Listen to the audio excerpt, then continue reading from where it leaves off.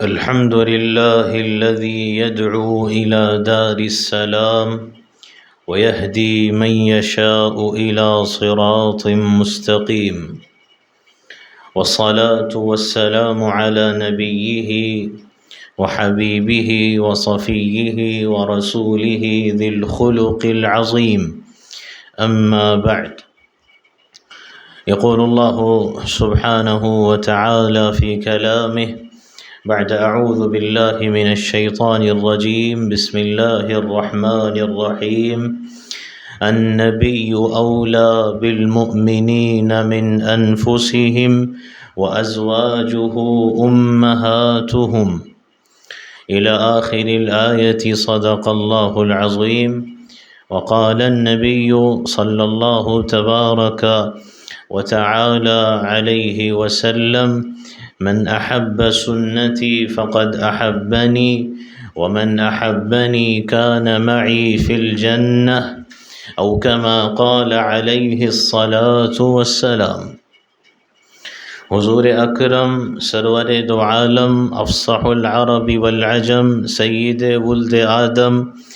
فخر بنی آدم جان دو عالم شان دو عالم رحمت دو عالم زینت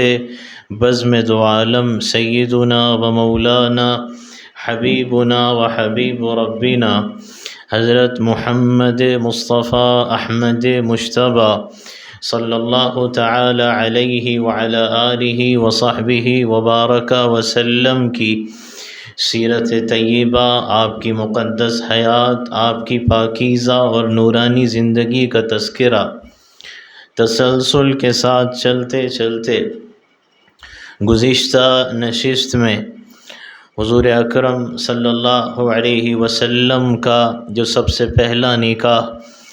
سیدتنا خدیجہ بنت خویلد الکبریٰ رضی اللہ عنہا سے ہوا، ان سے اللہ کے نبی کو کتنی اولاد ہوئی اس کا تفصیلی تذکرہ سامنے آیا ہے۔ اللہ کے نبی علیہ السلام کے پہلے نکاح کے بعد جب حضرت خدیجہ بنت خویلد الکبریٰ رضی اللہ عنہا کا انتقال ہوا ہے تو آپ کی کیفیت یہ رہنے لگی حضرت خدیجہ کے انتقال کے بعد کہ چونکہ حضرت خدیجہ آپ کے لیے تنہائی کے اضطراب، تنہائی کی بے چینی، بے قراری میں، مصیبتوں کے تلاطم میں اور ستم گریوں کے ایک طوفان میں، مظالم اور زیادتیوں کے ایک سیلاب میں آپ کے لیے حضرت خدیجہ ایک ہمدرد تھی، ایک غمخوار خاتون تھی، اور حضرت خدیجہ کے جانے کے بعد آپ کی کوئی دلداری کرنے والا، آپ کی غمگساری غمخواری کرنے والا آپ کے گھر میں کوئی باقی نہ رہا، تو اس لیے آپ مستقل فکر مند اور غمگین بھی رہنے لگے۔ حضرت خدیجہ کی جدائی کا غم اور فکر مندی اور پریشانی اس بات کی ہے کہ ان کے جو بچے ہیں، ان سے جو اولاد پیدا ہوئی ہے، ان کی تربیت، پرورش کے مراحل، گھر کی دیکھ بھال، گھر کے انتظامات کی ذمہ داریاں، اب اس کو کون سنبھالے گا؟ تو اس لیے اللہ کے نبی علیہ السلام فکر مند رہنے لگے۔ تو اسی دوران سیدنا عثمان بن مظعون رضی اللہ عنہ کی اہلیہ ہیں حضرت خولہ بنت حکیم رضی اللہ عنہا، وہ حضور اکرم صلی اللہ علیہ وسلم کی خدمت میں تشریف لائیں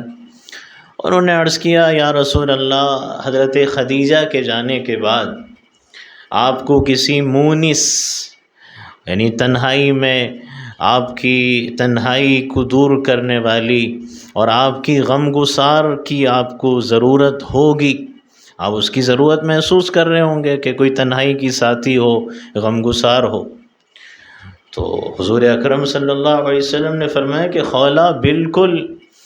اور یہ بات بالکل درست ہے، جی ہاں، اس لیے کہ اللہ تعالیٰ نے حضرت خدیجہ کی وجہ سے میرے لیے یہ بوجھ ہلکا کر دیا تھا، گھر کے کام کاج کے انتظامات ہوں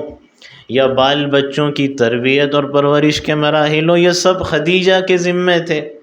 وہی ان کاموں کو انجام دیتی تھیں. اب ان کے بعد کوئی ہے نہیں، تو اس لیے مجھے کسی مونس اور غمگسار کی ضرورت ہے. تو تب حضرت خولہ نے عرض کیا کہ یا رسول اللہ، پھر میں آپ کے لیے کہیں پہ آپ کے نکاح کا رشتہ پیام کہیں پہ دے دوں، آپ کے رشتے کی نکاح کی کہیں بات کر لوں. تو اللہ کے نبی علیہ السلام نے فرمایا کہ ہاں بالکل کر لو، نکاح کی رشتے کی بات کرنا چاہتی ہو تو بالکل کر لو، پیام دینا چاہتی ہو دے دو. اور اس کے لیے عورتیں ہی زیادہ موزوں اور مناسب ہے. اللہ کے نبی نے فرمایا کہ اس کام کے لیے عورتیں زیادہ مناسب ہیں. لیکن یہ بتاؤ خولہ کہ تم کس کو پیام دو گی، کہاں پیام بھیجنے کا خیال ہے اور کہاں کا ارادہ ہے؟ تو انہوں نے عرض کیا یا رسول اللہ، ایک تو وہ لڑکی ہیں جو کہ کنواری ہیں، ان کا نکاح نہیں ہوا، اور وہ احب کائنات، یعنی کائنات میں آپ کے نزدیک جو سب سے محبوب اور آپ کی جو سب سے پسندیدہ شخصیت ہے سیدنا ابو بکر صدیق رضی اللہ عنہ، ان کی بیٹی ہے جو کہ کنواری ہیں. ایک تو وہ میرے ذہن میں ہے، اور دوسرے سودا بنت زمعہ ہیں رضی اللہ عنہ، جو کہ بیوہ ہیں، لیکن وہ آپ پہ ایمان لا چکی ہیں اور آپ کی اتباع اور پیروی کے ساتھ اپنی زندگی کو گزار رہی ہیں. تو یہ دونوں میرے ذہن میں ہیں. تو اللہ کے نبی علیہ السلام نے فرمایا کہ ٹھیک ہے خولہ، دونوں جگہ پیام بھیج دو، دونوں جگہ بھی پیام بھیج دو. تو انہوں نے کہا ٹھیک ہے یا رسول اللہ، میں اس کی کارروائی کرتی ہوں، بات کو آگے بڑھاتی ہوں. تو پھر اسی سلسلے میں خولہ بنت حکیم رضی اللہ عنہ بات کرنے کے لیے حضور کے رشتے کی سودا بنت زمعہ رضی اللہ عنہ کے پاس پہنچی. سودا بنت زمعہ کا اس سے پہلے بھی نکاح ہو چکا تھا، بیوہ تھیں، اس لیے کہ شوہر کا انتقال ہوا، اور ان کے جو شوہر تھے پہلے حضرت سودا کے ابن عمرو ابن عبد شمس رضی اللہ عنہ، یہ ان کے پہلے شوہر تھے. اور ان کے یہ جو پہلے شوہر ہیں یہ بھی بالکل ابتدائی زمانے میں اسلام لائے. یہ حضرت سودا بھی بالکل ابتدائی زمانے میں اسلام لائی، ان کے شوہر بھی بالکل ابتدائی زمانے میں اسلام لائے. اور ان کے جو شوہر تھے ابن عمرو ابن عبد شمس رضی اللہ عنہ، یہ لکھا ہے کہ یہ یا تو خود ان کے چچا زاد بھائی تھے حضرت سودا کے، یا ان کے والد جو ہیں ان کے زمعہ کے چچا زاد بھائی تھے. دونوں طرح کی روایات ہیں. تو ان سے ان کا نکاح ہوا، دونوں بالکل ابتدا میں اسلام لائے. اور بالکل ابتدائی زمانے میں جب پہلی مرتبہ حبشے کی ہجرت ہوئی ہے تو اس وقت یہ دونوں مسلمان ہو چکے تھے، لیکن پہلی ہجرت کے وقت حضرت سودا اور ان کے شوہر یہ حبشہ ہجرت کرنے کے لیے نہیں گئے، مکے ہی میں رہے اور اسلام کے خاطر مظالم اور زیادتیوں کو جھیلتے رہے، اس پہ صبر بھی کرتے رہے. لیکن جب دوسری بار قافلہ حبشہ گیا ایمان والوں کا، تو پھر یہ حضرت سودا اور ان کے پہلے شوہر پھر یہ دونوں بھی دوبارہ پھر حبشہ گئے، وہاں رہے. اور اس کے بعد واپسی جب ہوئی ہے تو ان کے پہلے شوہر کا انتقال ہو گیا، تو بیوہ ہو گئی تھی. تو اس لیے اب ان سے پیام رشتے کا اللہ کے نبی کے بھیجا گیا. تو حضرت خولہ جب پہنچی اور سودا بنت زمعہ سے ملاقات ہوئی، تو یہ جو سودا ہیں ان کے والد زمعہ ہیں اور والدہ کا نام شموس ہے، اور ان کا رشتہ بھی ہے اللہ کے نبی سے، اگرچہ کہ وہ دور کا رشتہ ہے. 9ویں پشت میں حضرت سودا 9ویں پشت میں جا کے اللہ کے نبی علیہ السلام سے ان کا نسب نامہ ملتا ہے. اور یہ بھی لکھا ہے کہ حضور اکرم صلی اللہ علیہ وسلم کی پردادی تھیں،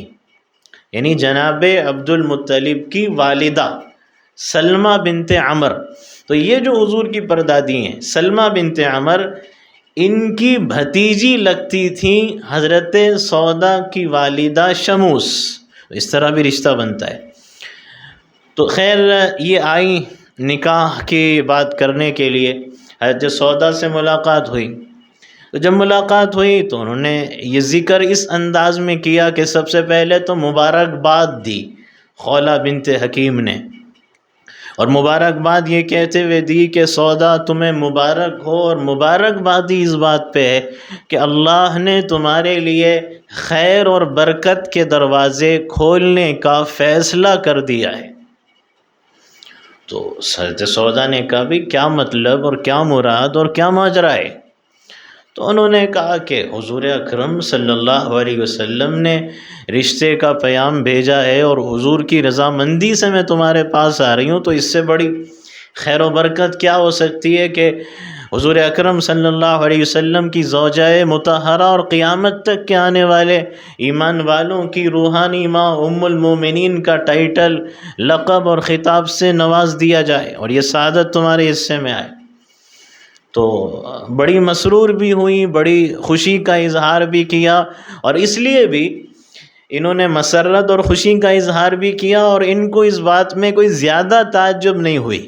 لکھا ہے روایات میں کہ حضرت سودا نے جب یہ بات سنی کہ حضور سے پیام رشتے کا آیا ہے، تو زیادہ تعجب ان کو نہیں ہوا۔ کیوں نہیں ہوا؟ مسرت خوشی تو اپنی جگہ ہے، لیکن تعجب زیادہ اس لیے نہیں ہوا کہ ان کے بارے میں یہ بات بھی لکھی ہے کہ حضور کے نکاح میں آنے سے پہلے کچھ خواب انہوں نے اس انداز کے دیکھے تھے،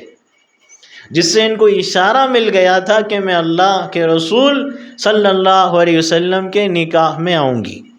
اور وہ خواب انہوں نے اپنے پہلے شوہر کی زندگی میں دیکھ لیے تھے۔ دو طرح کے خواب کا ذکر ملتا ہے کہ حضرت سودا نے ایک خواب تو اپنے پہلے شوہر کی زندگی میں یہ دیکھا کہ حضور اکرم صلی اللہ علیہ وسلم خواب کی حالت ہے، حضور تشریف لا رہے ہیں، اور حضور نے ان کی گردن کو چھوا ہے، یا ایک روایت میں کہ حضور کا مبارک قدم ان کی گردن پہ پڑا ہوا ہے۔ بس اتنا سا خواب میں دیکھا۔ صبح اٹھی، بیدار ہوئی، اپنے شوہر کو بتایا، تو شوہر بھی جان گئے، اور انہوں نے تعبیر یہ دی کہ اس خواب کی تعبیر سودا یہ لگتی ہے کہ اب تمہارے پہلے شوہر یعنی میرا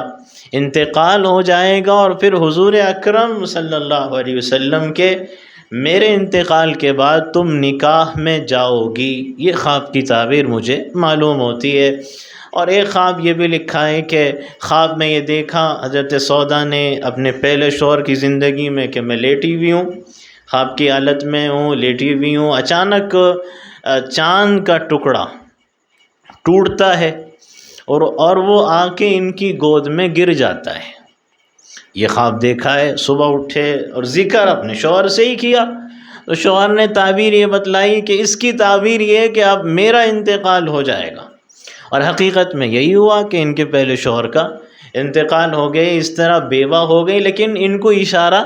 مل چکا تھا کہ حضور کے نکاح میں آنے کی سعادت اور شرافت انشاءاللہ ضرور میرے حصے میں آئے گی۔ تو جواب یہ دیا حضرت خولہ کو حضرت سودا نے کہ مجھے تو کوئی عذر نہیں ہے، تم جو رشتہ لے کے آئی ہو مجھے تو قبول کرنے میں کوئی عذر نہیں ہے، لیکن میرے باپ بھی ہیں،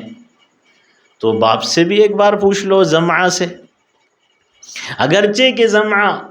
یہ مومن نہیں ہے، مسلمان نہیں ہے، لیکن نیک فطرت کے، نیک طبیعت کے آدمی تھے، تو انہوں نے کہا کہ میرے باپ سے بھی ذکر کر لو، ان سے بھی پوچھ لو، ان سے اجازت لے لو۔ تو خولہ بنت حکیم رضی اللہ عنہا حضرت سودا کے والد زمعہ کے پاس گئیں، اور جا کے ان کو، چونکہ وہ مسلمان تو نہیں تھے، اس لیے انعم صباحا، جو اس زمانے میں انداز تھا سلام کرنے کا، اس انداز میں سلام کیا۔ تو وہ انتہائی، ان کے جو والد تھے زمعہ، وہ انتہائی عمر رسیدہ، بہت زیادہ بوڑھے ہو گئے تھے، تو انہوں نے پوچھا بھی کون؟ انہوں نے کہا میں حکیم کی بیٹی ہوں، خولہ بنت حکیم۔ کہا اچھا تم ہو؟ کہا مرحبا مرحبا، خوش آمدید ہو۔ پھر کہنے لگے کہ کیا بات ہے، کس لیے میرے پاس آئی ہو؟ تو پھر انہوں نے سارا ذکر کیا کہ میں رشتہ لے کے آئی ہوں۔ کہا کس کا رشتہ؟ کہا محمد بن عبداللہ کا، جو نبوت کے دعوے دار ہیں، ان کا رشتہ لے کے آئی ہوں، اگرچہ کہ یہ مومن نہیں ہے، لیکن جواب میں یہ کہا کہ ہوا کفو کریم،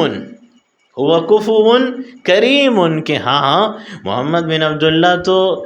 سودا کے جوڑ کے آدمی بھی ہیں، اور انتہائی عزت دار آدمی ہیں، شریف گھرانے کے آدمی ہیں، ٹھیک ہے، آدمی تو ٹھیک ہے، رشتہ تو ٹھیک ہے، لیکن بات تو سودا کی ہے نا، نکاح تو سودا کو کرنا ہے۔ تو ان کو پتہ نہیں تھا کہ سودا سے پہلے ذکر ہو چکا ہے، تو کہا بیٹی سے بھی پوچھ لوں، اس سے بھی اجازت لے لوں کہ وہ بھی اس نکاح کو تیار ہے یا نہیں ہے۔ تو حضرت خولہ نے کہا نہیں، میں آپ سے پہلے انہی کے پاس سے ہو کے آ رہی ہوں، میری بات ہو چکی ہے اور ان کو یہ پیشکش قبول ہے، وہ تیار ہیں۔ تو کہا اگر تیار ہیں تو پھر کوئی بات نہیں ہے، اور وہ بھی عزت دار آدمی ہے، جوڑ کے آدمی ہے، لہٰذا محمد بن عبداللہ کو بلا لو۔ تو اس طرح پھر حضور اکرم صلی اللہ علیہ وسلم تشریف لائے ہیں، اور جب حضور تشریف لائے، محفل نکاح، مجلس نکاح منعقد ہوئی ہے، حضور بھی تشریف فرما ہیں، اور حضرت خولہ بھی موجود ہیں، حضرت سودا بھی ہیں، اور ان کے والد زمعہ بھی موجود ہیں۔ تو ہوا یہ کہ اب جس وقت نکاح کی مجلس لگی ہے تو انہوں نے، اگرچہ کہ ان کو پتہ ہے ان کے والد کو کہ یہ تیار ہیں، لیکن اس کے باوجود بھی نکاح کی مجلس میں اپنی بیٹی سے ان کے والد زمعہ نے کہا کہ ای سودا رفعت هذه ان محمد بن عبد الله يخطبك وهو كفو كريم افتحبين ان ازوجه، کہ میری بیٹی نکاح کرنے سے پہلے میں تجھے یہ بتا دوں کہ اس طرح یہ خولہ پیام لے کے آئی تھی، رشتے کی بات لے کے آئی تھی، محمد بن عبداللہ تم سے رشتہ کرنا چاہتے ہیں، انتہائی عزت دار آدمی بھی ہے، جوڑ کے آدمی بھی ہے، تو تم یہ چاہتی ہو کہ میں تمہارا نکاح ان سے کر دوں؟ تو انہوں نے کہا کہ ہاں بالکل، نعم، میں اس بات کے لیے تیار ہوں۔ تو اس طرح پھر یہ نکاح ہوا ہے اور 400 درہم مہر مقرر ہوا ہے۔ تو سودا بنت زمعہ رضی اللہ عنہا سے اس طرح حضور اکرم صلی اللہ علیہ وسلم کا نکاح عمل میں آیا ہے۔ یہ نمبر وار ترتیب کے اعتبار سے یہ دوسرا نکاح ہے اللہ کے نبی علیہ السلام کا۔ حضرت سودا بنت زمعہ سے حضور نے جو نکاح کیا ہے، علماء نے اس کی وجوہات بھی لکھی ہیں کہ حضور کے جو نکاح ہیں ازواج مطہرات کے ساتھ، وہ بلا مقصد نہیں ہیں، کہ وہ کوئی صرف اپنی ضرورت کی تکمیل اس میں مقصود نہیں ہے، یا محض کسی آرزو اور خواہش کی تکمیل مقصود نہیں ہے، اس کی بھی وجوہات ہیں، اس کے اسباب ہیں، وجوہات ہیں جن کو سامنے رکھ کے حضور نے نکاح کیا۔ حضرت سودا بنت زمعہ سے نکاح کیوں کیا، اس پہ بھی وجوہات لکھی ہیں۔ سب سے پہلی وجہ یہ کہ سودا بنت زمعہ سابقہ اسلام میں سے ہیں، یعنی ابتدائی اسلام قبول کرنے والوں میں سے ہیں، اور دوسری بات یہ ہے کہ پہلی ہجرت حبشہ کے موقع پہ جب دوسرے گئے، یہ نہیں گئیں، مکے میں انہوں نے مظالم تکالیف اسلام کی خاطر جھیلے ہیں، گوارا کیے، برداشت کیے اور صبر کیا ہے۔ پھر اس کے بعد جب حبشہ گئے تو دور دراز کا سفر اور پر مشقت سفر، ٹھیک ہے آرام سے چین سے حبشہ میں رہ رہے ہیں، لیکن یہ کوئی معمولی بات ہے کہ وطن چھوڑنا، علاقہ چھوڑنا، گھر بار چھوڑنا، اور سب کچھ چھوڑ کے کسی اجنبی اور پردیس ملک میں جا کے رہنا، اور مقصد کوئی ذاتی مفادات اور ذاتی اغراض یا دنیاوی کسی فائدے کا حصول مقصود نہیں ہے، مقصد دین و ایمان کی حفاظت ہے۔ یہ وجوہات، اور اس کے علاوہ مزید وجوہات پہ اگر غور کریں تو پتہ چلتا ہے کہ حضور حضرت سودا سے نکاح کیوں کر رہے ہیں، اس لیے کہ جب یہ حبشہ سے واپس آئی ہیں تو شوہر انتقال کر گئے۔ اب جب شوہر انتقال کر گئے تو ایک مسلمان عورت ہے، لیکن وہ بے یار و مددگار ہے، اس کا ساتھ دینے والا کوئی نہیں، اس کا مددگار کوئی نہیں، اور وہ جس گھر میں رہ رہی ہے وہ اسلام سے بیگانہ ہے، کافر ہیں، مشرک ہیں، اسلام کو ماننے والے نہیں ہیں۔ تو اب ڈر، خطرہ، اندیشہ حضور کو اس بات کا بھی ہے کہ ایک شوہر ہی تھے جو مسلمان تھے، اور یہ رہ رہی ہیں اسلام سے بیگانوں کے گھر میں، تو کہیں ایسا نہ ہو کہ ان کو اذیت دیں، تکلیف پہنچائیں، اور ان پہ جبر کریں، اکراہ یعنی زبردستی کریں، جس کی وجہ سے ان کا ایمان اور اسلام بھی خطرے میں پڑ جائے۔ تو کہیں ایمان اسلام خطرے میں نہ پڑ جائے، کہیں تکلیف نہ دی جائے، کہیں ان پہ زبردستی نہ کی جائے، ایسے گھر میں یہ رہ رہی ہیں، حضور نے اس کا بھی خیال کیا۔ اور اس کے علاوہ یہ کہ ایک بیوہ خاتون ہے، اور بیوہ خاتون کی کفالت پہ اللہ کے نبی نے بشارتیں اور خوشخبریاں سنائی ہے کہ وہ جنت میں میرے ساتھ رہے گا جو بیوہ کی کفالت کرے گا۔ تو اللہ کے نبی علیہ السلام بیوہ کی کفالت بھی فرما رہے ہیں اور آنے والوں کو پیغام بھی دے رہے ہیں کہ اس معاشرے میں کہ جہاں بیوہ کو ذلت و رسوائی کی نظر سے دیکھا جاتا تھا، جس کی کوئی وقت، اہمیت، حیثیت نہیں، وراثت میں اس کا کوئی حصہ نہیں، یعنی وہ معاشرے میں عزت کے ساتھ جینے کے، عزت کے ساتھ دیکھے جانے کے بھی قابل نہیں سمجھی جاتی تھی بیوہ خاتون، اس معاشرے میں بیوہ سے رشتہ کر کے حضور نے بیواؤں کا مقام و مرتبہ اور قدر و منزلت بڑھا دی۔ تو بیوہ کی کفالت مقصود ہے، اور حضور یہ بھی چاہتے ہیں کہ یہ بیوہ ہے تو گھر والوں پہ بوجھ بنے گی، تو گھر والوں پہ بوجھ نہ بنے، ان کو ذلت و رسوائی نہ ہو۔ تو یہ مقاصد حضور اکرم صلی اللہ علیہ وسلم کی نظر میں ہے، جن کو سامنے رکھ کے اللہ کے نبی علیہ السلام نے ان سے خاص طور سے نکاح فرمایا ہے۔ تو یہ دوسرا نکاح ان سے اللہ کے نبی علیہ السلام کا ہوا، تو یہ دوسرا نمبر کے اعتبار سے ہے۔ اس کے بعد جو تیسرے نکاح کا مرحلہ ہے وہ اسی ضمن میں اور اسی تسلسل میں ہے کہ حضرت خولہ دو طرف بات کرنے کے لیے گئی ہیں، پہلے بیوہ سے بات کی ہے، بعد میں جن کا نکاح نہیں ہوا حضرت عائشہ کے سلسلے میں بات کرنے گئی، تو حضرت سودا سے تو نکاح ہو چکا ہے۔ اب حضرت خولہ بنت حکیم رضی اللہ عنہ حضرت ابوبکر صدیق رضی اللہ عنہ کے مکان پہ گئیں۔ حضرت ابوبکر صدیق کے جب مکان پہ گئیں تو مقصد یہی ہے کہ حضور کے رشتے کے بارے میں بات کروں، تو جب وہ اس سلسلے میں پہنچی ہیں تو سیدنا ابوبکر صدیق رضی اللہ عنہ مکان پہ موجود نہیں تھے، کہیں باہر کسی کام سے گئے ہوئے تھے۔ گھر پہ ام رومان ہیں، یہ ام رومان حضرت عائشہ کی والدہ ہیں۔ حضرت عائشہ کے والد، ان کا اصل نام عبداللہ ہے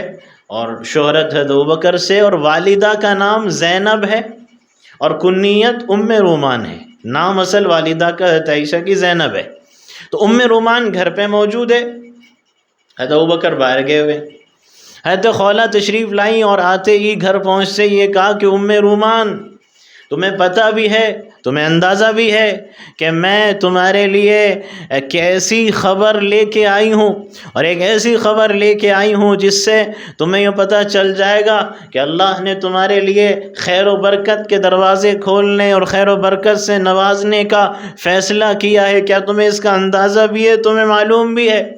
تو ام رومان رضی اللہ عنہ کہنے لگیں کہ خولہ، وہ خیر و برکت اور اس کے دروازے کھلنا اور اس کے فیصلے سے کیا مراد ہے؟ ایسی کون سی خیر و برکت ہے جس پہ تم مبارکباد دینے کے لیے آئی ہو؟ تو ذکر کیا کہ میں حضور اکرم صلی اللہ علیہ وسلم کا رشتہ تمہاری بیٹی کے لیے لے کر آئی ہوں۔ تو ام رومان رضی اللہ عنہ کی مسرت اور خوشی میں اضافہ ہوا، اپنی مسرت اور خوشی کا اظہار بھی کیا کہ ہماری بیٹی اور اللہ کے نبی کے گھر میں اور آپ کے حرم میں، آپ کے نکاح میں جائے، تو خوشی کا موقع ہے۔ لیکن یہ ساتھ میں یہ بھی کہا کہ خولہ، لیکن ان کے باپ بھی تو ہیں نا، عائشہ کے باپ ہیں، تو اس لیے جب تک ابوبکر صدیق سے ذکر نہ کیا جائے میں فیصلہ تو اپنی طرف سے نہیں کر سکتی۔ تو ابوبکر صدیق رضی اللہ عنہ کا انتظار کیا گیا ہے۔ تھوڑی دیر میں ابوبکر صدیق رضی اللہ عنہ تشریف لائے۔ جیسے ہی تشریف لائے تو حضرت خولہ نے ان سے بھی وہی الفاظ کہے اور یہ کہا کہ ابوبکر، پتہ ہے آپ کو میں کیسا روح افزا پیغام اور پیام لے کے آئی ہوں، یعنی ایسی خبر لائی ہوں کہ سنتے ہی آپ کی روح خوش ہو جائے گی، اور وہ یہ ہے کہ اللہ نے خیر و برکت کے سے نوازنے کا فیصلہ کیا ہے۔ تو حضرت ابوبکر کہنے لگے، خولہ جلدی بتاؤ، دیر کس بات کی؟ وہ خیر اور برکت، مبارک بادیاں، روح افزا پیغام جو لے کے آئی ہو، جلدی بتاؤ، دیر کیوں کر رہی ہو؟ تو کہنے لگی کہ محمد الرسول اللہ صلی اللہ علیہ وسلم کے لیے میں پیام لے کے آئی ہوں کہ آپ کی بیٹی کا رشتہ آپ کر دیجئے۔ تو سیدنا ابوبکر صدیق رضی اللہ عنہ کے لیے اس سے زیادہ مسرت اور خوشی کا موقع اور کیا ہو سکتا ہے کہ حضور کے نکاح میں آپ کی بیٹی ہو۔ لیکن چونکہ کچھ رکاوٹیں ان کے ذہن میں تھی۔ ایک بات تو یہ لکھی ہے کہ زمانے جاہلیت میں اگر کوئی کسی کو اپنا بھائی کہہ دے، سگا بھائی نہیں ہے، خونی رشتے کا حقیقی بھائی نہیں ہے، منہ بولا بھائی، جیسے منہ بولے بیٹے منہ بولے بھائی بھی ہوتے تھے، کسی نے کہہ دیا بھائی میرا اس سے اتنا گہرا تعلق ہے کہ میں اس کو اپنا بھائی بنا لیتا ہوں، یہ میرا بھائی ہے، تو لوگ اس کو حقیقت میں وہی درجہ دیتے تھے جو سگے اور حقیقی بھائی کا ہوتا، اور ایسا درجہ کہ جیسے بھتیجی سے چچا نکاح نہیں کر سکتا، ایسے ہی اب یہ منہ بولا بھائی ہے تو منہ بولے بھائی کی بیٹی بھی بھتیجی، اب یہ نکاح نہیں کر سکتا۔ یہ زمانے جاہلیت کی ایک رسم تھا، ایک رواج تھا۔ تو اب چونکہ اس کے متعلق کوئی حکم اسلام میں بیان نہیں کیا گیا تھا، تو اس لیے حضرت ابوبکر صدیق رضی اللہ عنہ تذبذب میں پڑ گئے، سوچ میں پڑ گئے۔ سوچ میں کس وجہ سے کہ اللہ کے نبی علیہ السلام ان کو اپنا بھائی قرار دیتے تھے۔ حضرت ابوبکر کا اور حضور کا رشتہ اس قدر مضبوط اور گہرا تھا کہ اللہ کے رسول صلی اللہ علیہ وسلم حضرت ابوبکر کو اپنا بھائی قرار دیتے تھے کہ ابوبکر تو میرے بھائی ہیں۔ تو اس بات کو بنیاد بنا کے لوگ کہنے لگے یہ تو منہ بولے بھائی ہیں۔ تو حضرت ابوبکر نے سوچا کہ جب میں منہ بولا بھائی بن گیا تو میری بیٹی تو بھتیجی ہو گئی، تو کیسے نکاح ہو سکتا ہے حضور کا؟ تو خولہ اس وجہ سے میں کچھ فیصلہ نہیں کر سکتا کہ کیا کروں۔ تو پھر خولہ بنت حکیم رضی اللہ عنہا یہاں سے گئیں اللہ کے نبی علیہ السلام کی خدمت میں کہ یا رسول اللہ، میں گئی تھی پیام لے کے رشتے کی بات کرنے، لیکن حضرت ابوبکر کہہ رہے ہیں کہ یہ مسئلہ ہے، جاہلیت کی ایک رسم ہے، اسلام میں کوئی حکم بتایا نہیں گیا ہے۔ تو حضور اکرم صلی اللہ علیہ وسلم نے ایک روایت میں کہتے خولہ کو بتایا، انہوں نے بات پہنچائی، ایک روایت میں کہ حضور نے براہ راست خطاب کیا اور فرمایا کہ ابوبکر انت اخی فی الاسلام، ابوبکر تم میرے اسلامی بھائی ہو، دینی بھائی ہو، حقیقی اور سگے بھائی نہیں ہو۔ تو منہ بولا بھائی جو ہے وہ حقیقی اور سگا بھائی نہیں بن سکتا، میں نے جو تمہیں بھائی قرار دیا وہ دینی اسلامی بھائی ہے، تو اس لیے تمہاری بیٹی سے نکاح ہو سکتا ہے۔ تو حضرت خولہ نے یہ جب پہنچی دوبارہ حضرت ابوبکر کی خدمت میں تو اللہ کے نبی کی بات پہنچائی، ذکر کیا، تو اب تو کوئی رکاوٹ نہیں رہنی چاہیے کہ حضور نے بات صاف کر دی، مسئلہ واضح کر دیا، لیکن ایک اور رکاوٹ تھی۔ دوسری رکاوٹ یہ ہے کہ پہلی رکاوٹ تو خیر وضاحت نہ تھی اس لیے رکاوٹ سمجھا، حقیقت میں رکاوٹ نہیں۔ دوسری جو رکاوٹ تھی وہ حقیقت میں رکاوٹ بنی تھی، اور وہ یہ تھی کہ حضرت عائشہ صدیقہ رضی اللہ عنہا کے حضور سے رشتے کی بات شروع ہونے سے پہلے ہی سے حضرت عائشہ کی نسبت مطعم بن عدی، وہی سردار مکہ جس نے پناہ دی ہے طائف سے واپسی میں حضور کو، تو اس کے بیٹے ہیں جبیر بن مطعم جو آگے اسلام لائے لیکن ابھی اسلام نہیں لائے تھے۔ تو یہ جبیر بن مطعم سے حضرت عائشہ کی پہلے سے بات ہو چکی تھی، ان کے رشتے کی نسبت طے ہو چکی تھی۔ اس کے بعد پھر حضور کے رشتے کا پیام آیا، اگرچہ کہ نکاح بھی نہیں ہے، رخصتی بھی نہیں ہے، لیکن بات ہوئی بھی ہے۔ تو اب حضرت ابوبکر صدیق رضی اللہ عنہ سوچ میں پڑ گئے کہ پہلے تو وہاں بات ہوئی ہے، اور بات ہونے کا مطلب جیسے ہم کہتے ہیں زبان دے دینا، بات کر دی گئی ہے نا، نسبت تو طے کی گئی ہے، اگرچہ کہ نکاح ہوا نہیں ہے، تو لہٰذا اگر میں اسے بتائے بغیر، ان کو اس بات کا ذکر کیے بغیر اگر کوئی اقدام کر لیتا ہوں اور حضور سے فوراً نکاح کر دیتا ہوں تو یہ مروت کے خلاف ہے، یہ اخلاق کے خلاف ہے، مروت کے خلاف ہے۔ اگرچہ کہ بظاہر اگر دیکھا جائے دینی اور شرعی اعتبار سے تو وہ کافر اور مشرک ہے، اور ایک طرف حضور اکرم صلی اللہ علیہ وسلم سے رشتے کا پیام ہے، تو کافر اور مشرک سے چھوڑ کے حضور سے رشتہ کر لینا، تو اس میں کوئی قباحت دینی شرعی اعتبار سے نظر نہیں آتی۔ اگرچہ کہ ابھی ممانعت حرمت نازل نہیں ہوئی تھی کہ مشرک مرد کا مسلمان عورت سے اور مسلمان مرد کا مشرکہ عورت سے نکاح ہو سکتا ہے یا نہیں ہو سکتا، یہ تو آگے کے احکام ہیں، آگے بعد میں اس بارے میں احکام نازل ہوئے، ابھی تک نازل نہیں ہوئے تھے، لیکن بظاہر دیکھا جائے تو یہ سمجھ میں آتا ہے وہ کافر مشرک یہاں حضور کا رشتہ۔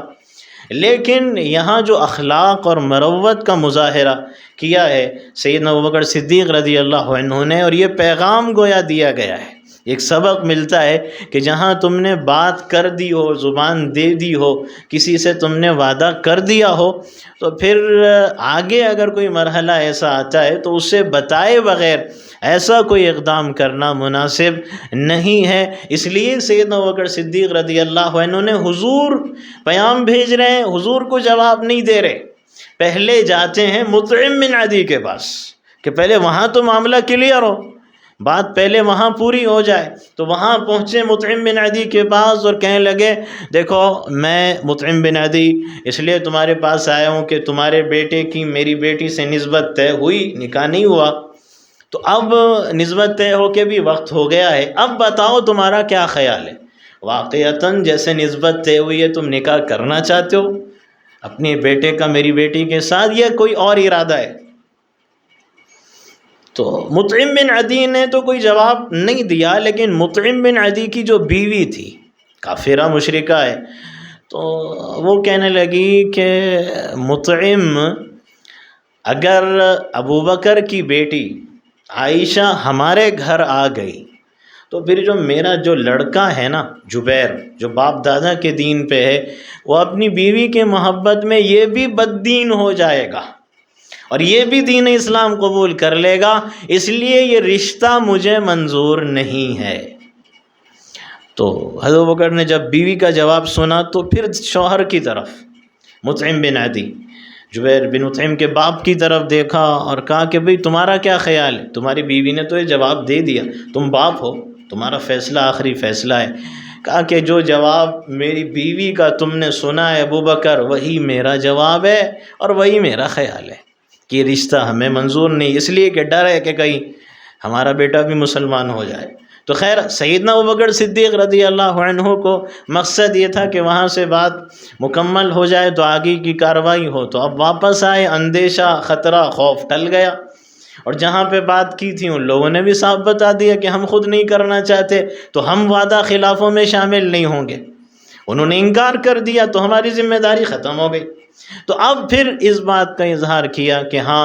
میں اپنی بیٹی کا حضور اکرم صلی اللہ علیہ وسلم سے نکاح کرنے کے لیے تیار ہوں، اور ادھر تو انہوں نے اپنی رضامندی، آمادگی کا اظہار کیا ہے، اور اس سے پہلے ہی نکاح سے پہلے ہی حضرت سودا رضی اللہ عنہ کو جس طرح حضور کے نکاح میں آنے سے پہلے ان کو خواب نظر آئے تھے، حضرت سودا کو جس سے اشارہ ملا تھا کہ میں حضور کے نکاح میں جاؤں گی، تو یہاں یہ ہوا کہ حضرت عائشہ کے حضور کے نکاح میں آنے سے پہلے حضور اکرم صلی اللہ علیہ وسلم کو کچھ ایسے خواب دکھا دیے گئے تھے جن سے آپ کو بتا دیا گیا کہ حضرت عائشہ آپ کے نکاح میں آنے والی ہے۔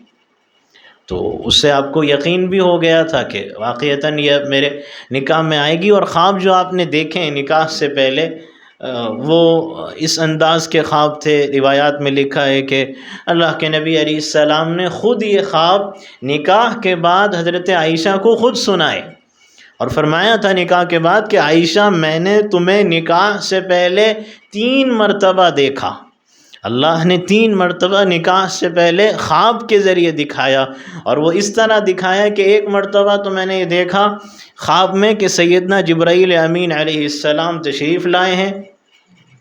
سبز ریشمی کپڑا ہے اور اس میں کوئی چیز لپٹی ہوئی ہے اور وہ لے کے آ رہے ہیں سبز ریشمی کپڑے میں۔ تو میں نے پوچھا جبرائیل یہ کیا ہے؟ تو انہوں نے کہا کہ یہ عائشہ بنت الصدیق رضی اللہ عنہا ہے، اور پھر کہتے ہیں حضور کے خواب ہی میں نے کھولا تو دیکھا کہ یہ عائشہ صدیقہ ہے، اور پھر جب میں نے یہ خواب دیکھا تو میں نے اپنے دل میں کہا کہ اگر یہ خواب واقعتاً صحیح ہے تو پھر اللہ تعالیٰ اس کو پورا کر کے رہے گا، جس طرح میں نے خواب دیکھا ہے اگر یہ حقیقت ہے تو واقعی اللہ پھر اس کو پورا کر کے رہے گا۔ اور ایک رات کو میں نے خواب یہ دیکھا کہ ایک فرشتہ ہے جو ریشمی کپڑے میں کوئی ٹکڑا لے کے جا رہا ہے، اور میں نے پوچھا یہ کون ہے، تو مجھے یہ کہا گیا کہ یہ آپ کی بیوی ہے، اور جب وہ کپڑا ہٹایا گیا تو تمہاری شکل و صورت مجھے خواب میں دکھلا دی گئی تھی، تو نکاح سے پہلے اس کے اشارات اور بشارات آپ کو خواب میں ملنا شروع ہو گئے۔ تو اس طرح حضور اکرم صلی اللہ علیہ وسلم کے حضرت عائشہ سے نکاح کے لیے ابو بکر صدیق رضی اللہ عنہ نے رضامندی اور آمادگی کا اظہار کیا ہے۔ اب جب نکاح کا مرحلہ آیا ہے تو اس موقع پہ سیدنا ابوبکر صدیق رضی اللہ عنہ اپنی بیٹی سے انہوں نے نکاح کروایا ہے، اور اس وقت مہر مقرر ہوا، اور مہر 500 درہم مقرر کیا گیا۔ حضرت سودا کے لیے 400 درہم اور حضرت عائشہ کے لیے 500 درہم مہر مقرر کیا گیا ہے۔ نکاح تو ہو چکا تھا، مکہ مکرمہ میں نکاح ہو چکا تھا، لیکن رخصتی عمل میں نہیں آئی، اور یہ جو رخصتی ہوئی ہے یہ ہجرت مدینہ منورہ کے بعد ہوئی ہے، لیکن چونکہ یہاں نکاح کا ذکر آ گیا ہے تو رخصتی کا بھی ساتھ میں ذکر ہو جائے گا۔ یہاں جب نکاح ہوا مکہ مکرمہ میں تو حضرت عائشہ صدیقہ رضی اللہ عنہا اپنے ہی میکے میں اپنے گھر میں رہنے لگی، اس لیے کہ ابھی رخصتی نہیں ہوئی، یہاں تک کہ جب مدینہ منورہ ہجرت کی گئی ہے تو مدینہ منورہ ہجرت کرنے کے بعد حضرت عائشہ فرماتی ہیں کہ ہم بھی مدینہ چلے آئے، اور دار بنو الحارث بن الخزرج ایک مکان تھا، تو وہاں ہم اپنے ابا جان اور اپنی امی کے ساتھ اپنے بھائیوں کے ساتھ میں رہنے لگی، یہاں تک کہ مدینہ آنے کے بعد تقریباً حضرت عائشہ فرماتی ہیں کہ 7 مہینے گزرے، مدینہ آنے کے بعد 7 مہینے گزرے۔ تو 7 مہینے جب گزرے ہیں تو اس وقت پھر سیدنا ابوبکر صدیق رضی اللہ عنہ حضور اکرم صلی اللہ علیہ وسلم کی خدمت میں تشریف لائے اور عرض کیا کہ یا رسول اللہ، کیا آپ اپنے اہل کو اپنے گھر نہیں لے جائیں گے؟ اپنی گھر والی کو آپ اپنے گھر نہیں لے جائیں گے؟ اس لیے کہ نکاح کو اور اب تک جو زمانہ گزرا ہے تقریباً 3 سال ہو چکے تھے، نکاح ہو کے 3 سال ہو گئے، رخصتی نہیں ہوئی، تو آپ کیا اپنے گھر والی کو اپنے گھر نہیں لے جائیں گے؟ اور وجہ یہ ہے کہ حضرت ابوبکر کے ذہن میں یہ ہے کہ حضرت ابوبکر یہ چاہتے ہیں کہ میری بیٹی کی تعلیم اور میری بیٹی کی تربیت اور میری بیٹی کی کردار سازی اور سیرت سازی، اس کے لیے اللہ کے نبی علیہ السلام کی صحبت، یعنی آپ کے ساتھ رہنے سے زیادہ کوئی اور بہترین اور مؤثر ذریعہ نہیں ہو سکتا، جتنا میری بیٹی کو حضور کی خدمت میں صحبت میں رہنے کا موقع ملے، اتنی تعلیم و تربیت ہوگی، اتنی کردار سازی سیرت سازی ہوگی۔ تو حضور آپ اپنے اہل کو گھر لے جانے کا ارادہ نہیں رکھتے؟ تو حضور اکرم صلی اللہ علیہ وسلم نے فرمایا ابوبکر ارادہ تو ہے، لیکن جو مہر طے کیا گیا ہے اس مہر کی رقم میرے پاس نہیں ہے، تو کیسے لے جاؤں؟ اس سے یہ بھی اندازہ ہوتا ہے کہ مہر کی اہمیت کتنی زیادہ ہے، کہ مہر کا انتظام نہیں تو حضور نکاح کے بعد نکاح ہو چکا ہے لیکن رخصتی بغیر مہر کے میں کیسے لے جاؤں؟ تو مہر کی اہمیت کا اندازہ اس سے ہوتا ہے۔ تو پھر سیدنا ابوبکر صدیق رضی اللہ عنہ نے عرض کیا یا رسول اللہ، ہدیتاً اور تحفتاً، میری دولت آپ کی خدمت میں پیش ہے یا رسول اللہ، آپ میری طرف سے لے لیجئے مہر کی رقم۔ تو حضور اکرم صلی اللہ علیہ وسلم نے ہدیتاً لینا گوارا نہیں کیا، بلکہ بطور قرض کے لیا ہے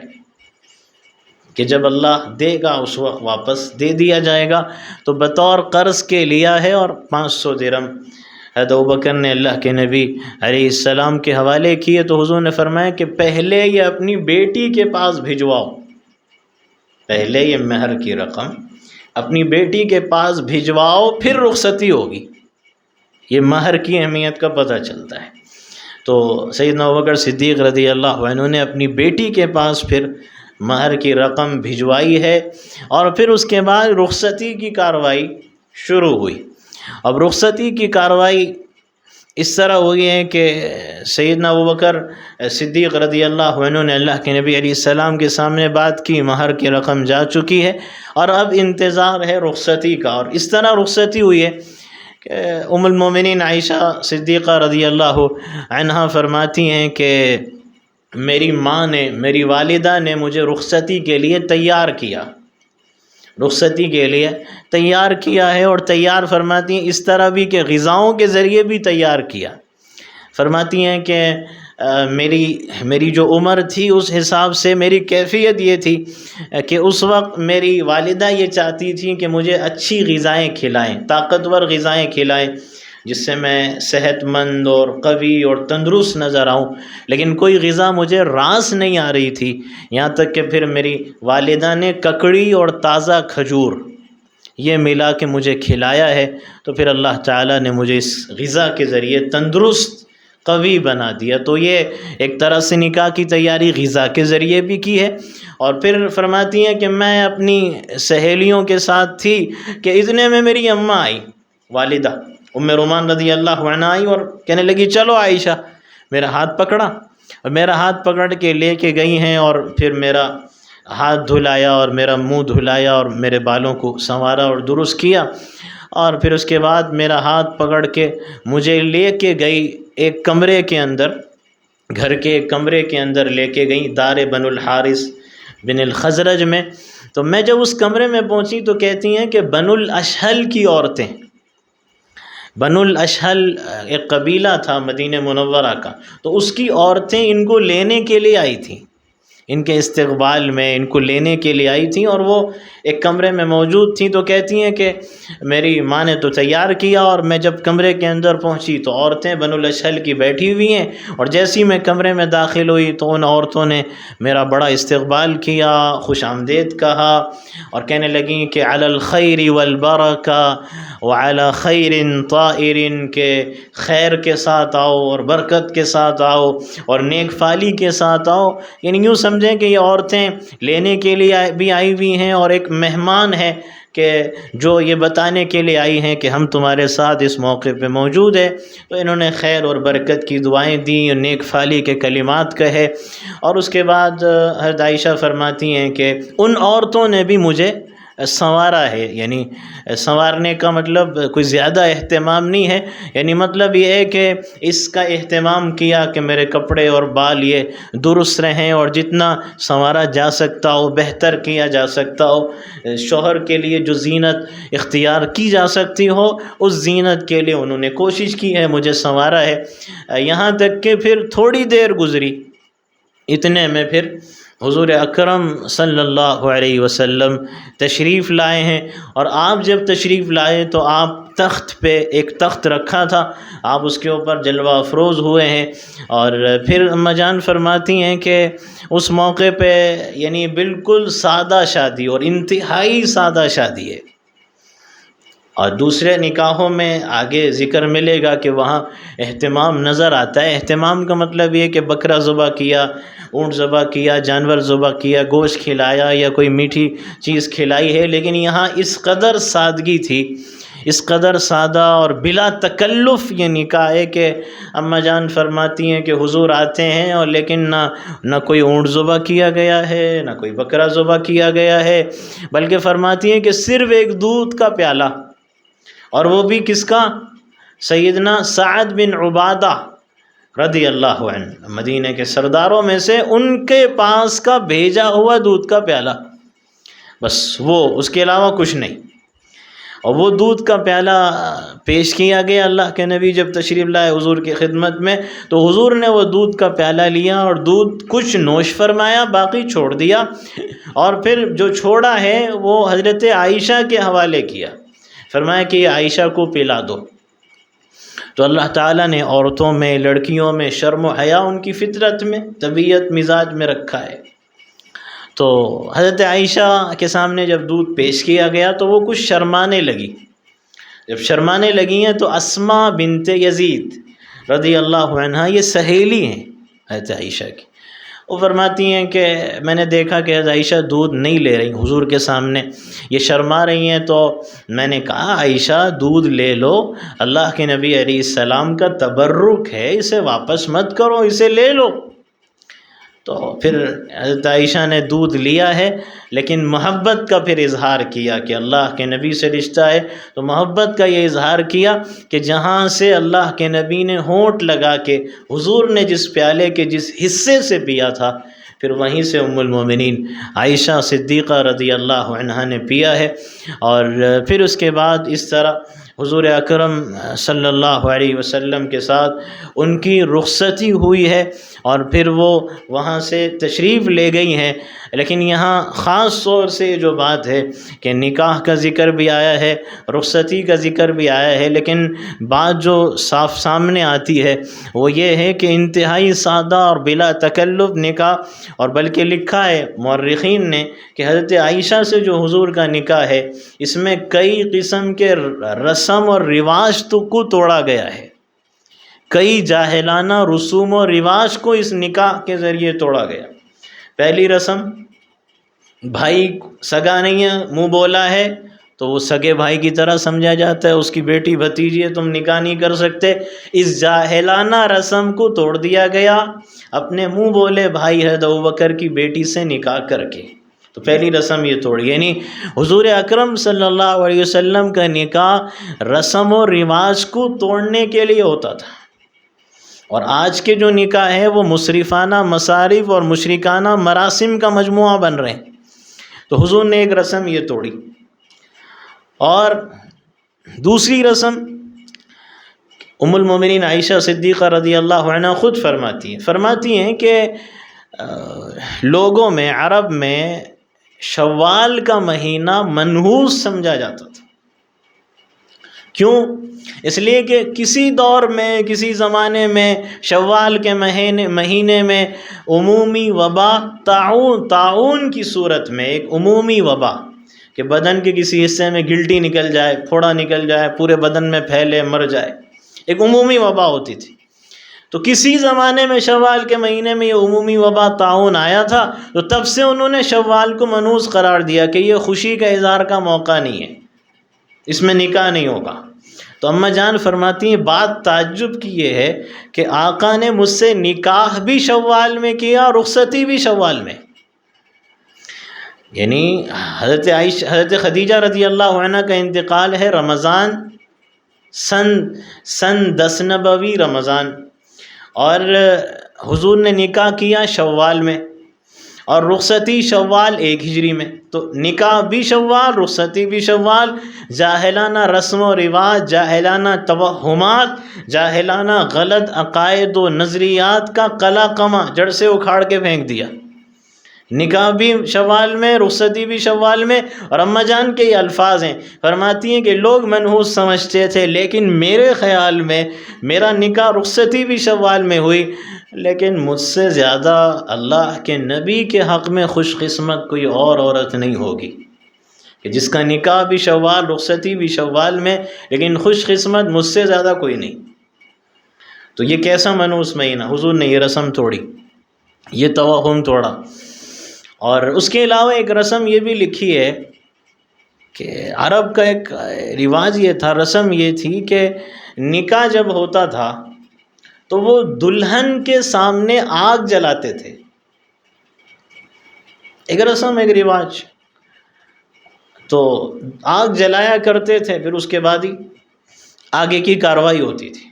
تو حضور اکرم صلی اللہ علیہ وسلم نے چاش کے موقع پہ حضور نے رخصتی فرمائی ہے، اور کوئی آگ نہ جلائی گئی، نہ آگ جلانے کی کوئی ضرورت پڑی ہے، یعنی یہ بتایا گیا کہ میں اس رسم و رواج کو بھی توڑنے کے لیے آیا ہوں، تو کوئی آگ نہیں جلائی گئی۔ اور ایک چوتھی رسم یہ تھی کہ محمل یا محفا، یہ عورتوں کی سواری کی پالکی ہوتی تھی، عورتوں کی سواری کی پالکی ہوتی تھی، ایک قسم کی سواری ہوتی تھی جس میں نکاح کے بعد عورت کو سوار کر دیا جاتا، اس میں بٹھایا جاتا۔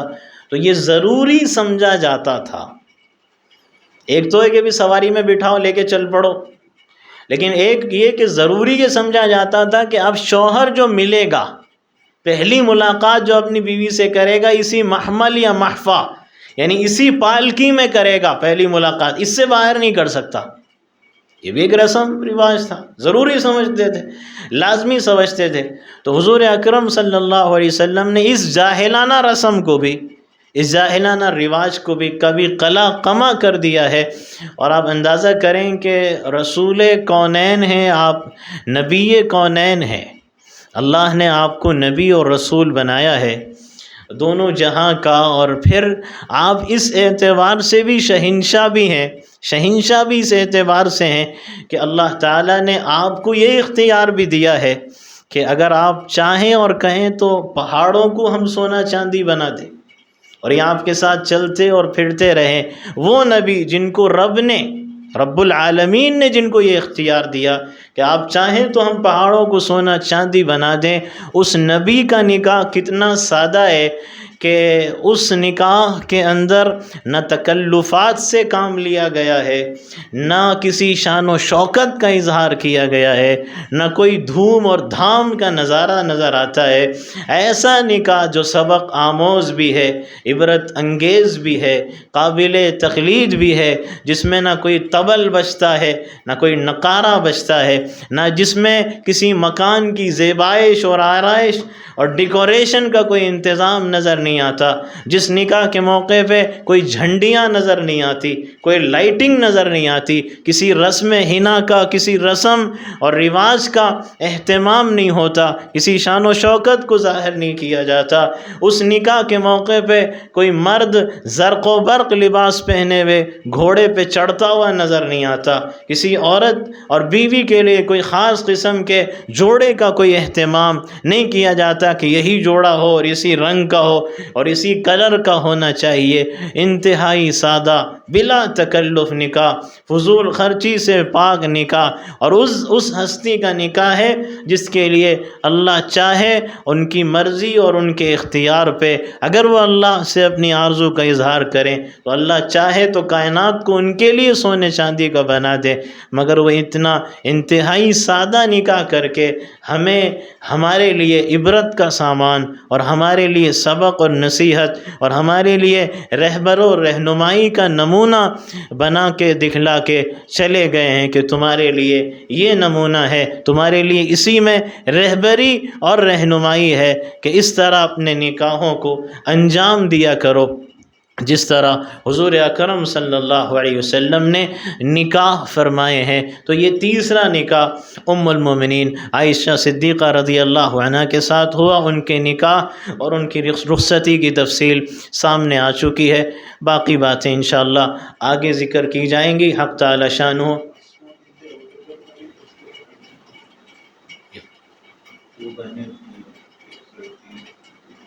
جی حضرت عائشہ صدیقہ رضی اللہ عنہا کا ذکر آیا تو آخر میں یہ ذکر کر کے بات کو ختم کرتے ہیں کہ حضرت ابوبکر صدیق رضی اللہ عنہ کی دو بیٹیاں تھیں، ایک حضرت عائشہ بنت ابی بکر اور دوسرے اسماء بنت ابی بکر۔ یہ دونوں بیٹیاں ہیں حضرت ابوبکر صدیق رضی اللہ عنہ کی۔ اسماء بنت ابی بکر رضی اللہ عنہ کے واقعات حضور کی سیرت میں آگے آئیں گے، ان کے ایک دو واقعات، ایک تو غار ثور کے موقع پہ بھی آئے گا اور اس کے علاوہ ایک موقع پہ بھی اس کا ذکر انشاءاللہ آگے آئے گا۔ بس یہ اس لیے ذکر کر دیا کہ جب حضرت ابوبکر کی بیٹی کا ذکر آیا ہے تو مزید جو حضرت ابوبکر کی بیٹی ہیں ان کا ذکر اور ان کا نام بھی ہمارے سامنے آ جائے۔ وآخر دعوانا ان الحمد للہ رب العالمین۔